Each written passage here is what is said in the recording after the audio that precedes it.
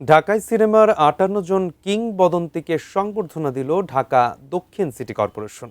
শনিবার ঐতিহ্যবাহী Madhumita cinema hall পরিণত হল চলচ্চিত্র জগতের নবীন প্রবীণ শিল্পী, পরিচালক, লেখক, সঙ্গীত শিল্পী, গীতিকার এবং সিনেমাটোগ্রাফার সহ কুশলীদের মিলন মেলায়। এই হলটা যেন এই ছবি জগৎটা যেন আমাদের টিকে থাকে। ঢাকা শহরের ৪১৬ বছর পূর্তি উপলক্ষে ঢাকা দক্ষিণ সিটি কর্পোরেশনের আয়োজন হৃদয়ে ঢাকা। ১ আগস্ট থেকে শুরু হওয়া এই আয়োজন চলবে ৫ সেপ্টেম্বর পর্যন্ত। ঢাকার ইতিহাস, ঐতিহ্য তুলে ধরার নানা আয়োজন, ঘোড়ার গাড়ি, রিকশা, পালকি থেকে শুরু করে নৌকা বাইচ, শোভাযাত্রা, নাটক ও চলচ্চিত্র উৎসব থাকছে এই আয়োজনে। ২২ থেকে ২৮ আগস্ট চলচ্চিত্র উৎসব শুরুর দিন শনিবার মধুমিতা সিনেমা হলে স্মৃতিকাতর হয়ে পড়েন ঢাকার সিনেজগতের কিংবদন্তিরা। যাদের সাথে একদিন কাজ করেছি সেই সব যোদ্ধারা যারা নেই, যারা আছেন, তাদেরকে দেখার লোভ সম্বরণ করতে পারিনি বলেই আমার এই ৮৫ বছর বয়সেও এখানে ছুটে আসা। যখন আমি সারা রাত শুটিং করতাম, করে যখন আমি বাড়ি ফিরতাম, তখন এই লোহারপুলের মোড়ে একটা ছোট্ট দোকান ছিল, ঐতিহ্যবাহী তেহরি, ওটাই আমি নাস্তা খেতাম। তো সেই সব দিনগুলা অনেক অনেক স্মৃতি। অনেকেই ছবি করেছি, কার সঙ্গে না করেছি, কিন্তু ভাইয়া আমার একটা অনুরোধ থাকবে, আমি কেন ওরা ১১ জনে আমি কেন সম্মাননা পেলাম না?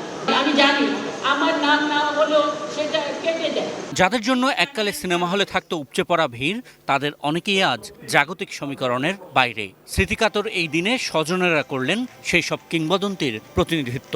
মুখোমুখোশ আজকে ৭০ বছর পেরিয়ে গেছে। ৭০ বছর আগে এই মুখোমুখোশ যখন শুটিং হয়, তখন আমার দেখার সৌভাগ্য হয়েছে। কাজী নজরুল আমার একটি ইতিহাস, সুতরাং তার সম্পর্কে বলা সম্ভব না। এই জন্যই আমি তাকে নিয়ে বই লিখেছি, আগুনের সাথে বসবাস। এত সুন্দর একটা অনুষ্ঠান, আমি অত্যন্ত আপ্লুত, আনন্দিত, গর্বিত।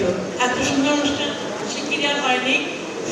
ফিল্ম ইন্ডাস্ট্রিকে বাঁচিয়ে রাখার জন্য এই মহৎ উদ্যোগকে স্মরণীয় করে রাখবেন আপনারা সবাই। তারা কি করে গেছে, তাদের জন্য একটা করে পড়বেন, তাহলে পরবর্তী প্রজন্মরা কি করে জানবে যে কারা ছিলেন আমাদের দেশে গুণীজন।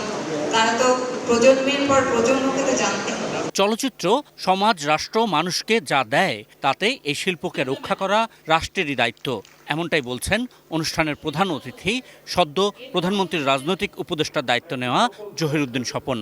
রাষ্ট্রের উচিত যে এইখানকার যে উদ্যোক্তারা, নির্মাতারা, শিল্পী, কলা কুশলী, তাদের প্রত্যেককে পৃষ্ঠপোষকতা দিয়ে জগৎকে ধরে রাখতে হবে।